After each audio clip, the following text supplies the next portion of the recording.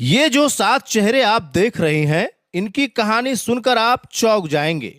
जमीन विवाद में सुपारी देकर एक ग्राम प्रधान की जीवन लीला समाप्त कर दी गई है।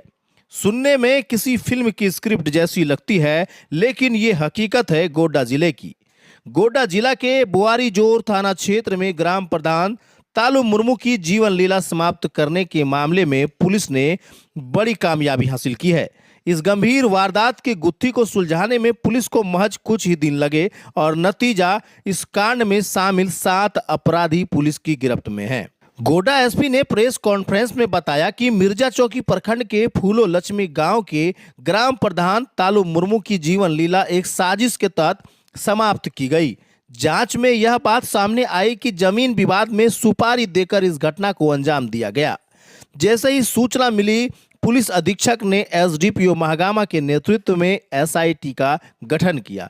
टीम ने तकनीकी और मानवीय आधार पर तेजी से काम करते हुए मामले का खुलासा कर दिया। पुलिस ने वारदात में प्रयुक्त Pulsar bike, mobile phone, SIM card और मृतक का मोबाइल भी बरामद किया है। पूछताछ में सभी अभियुक्तों ने स्वीकार किया है कि इस साजिश में वे शामिल थे।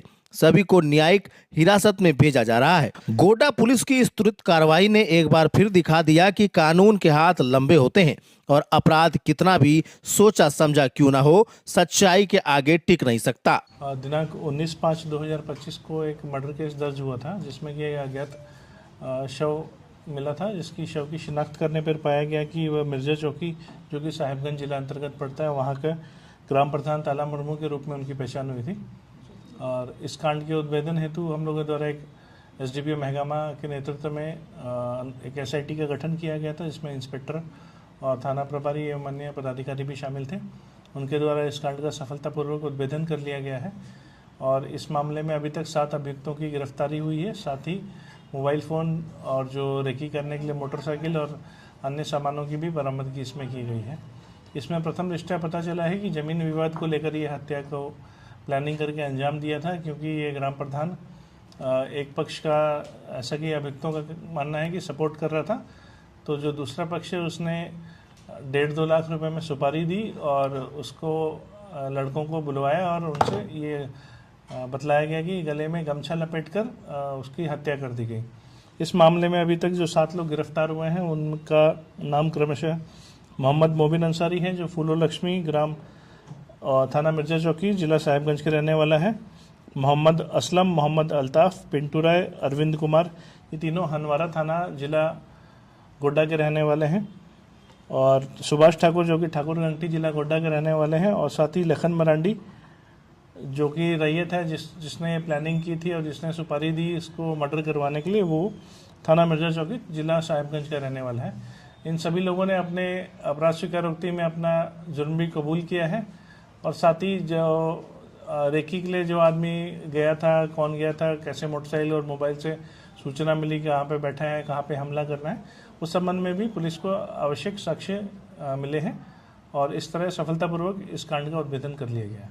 इनका कोई आपराधिक इतिहास है? इनका जो मोबिन अंसारी और असलम है, इनका आपराधिक इतिहास निकल के आया है। अन्य लोगों का भी हम लोग आपराधिक इतिहास के अभी हम लोग जांच कर रहे हैं। मृतक साहिबगंज से यहाँ ठाकुर बुआरीजोर कैसे आया? पार्टी का नाम लेके इसमें इनको बुलाया गया था, एक बर्थडे पार्टी के नाम पे इनको बुलवाया गया था और उसी में षड्यंत्र करके बुलाया, जिसमें कि मौका पाकर इनका गमछा से गला में लपेट के इनके द्वारा हत्या कर दी गई और ये लोग भाग गए थे। रेकी करने में साथ ही लोग थे से कई और लोग भी हैं से इसमें शामिल? हाँ, रेकी करने में एक अरविंद कुमार, जो कि हनवारा के रहने वाला है, जो हमेशा रेकी करता था और जो प्लानिंग में शामिल था, उनका नाम आया है। उनके अपराध स्वीकारोक्ति में यदि अन्य लोगों का भी नाम आता है तो उस पर भी हम लोग और अभी अनुसंधान उनको जारी है। क्या क्या बरामद हुआ सर?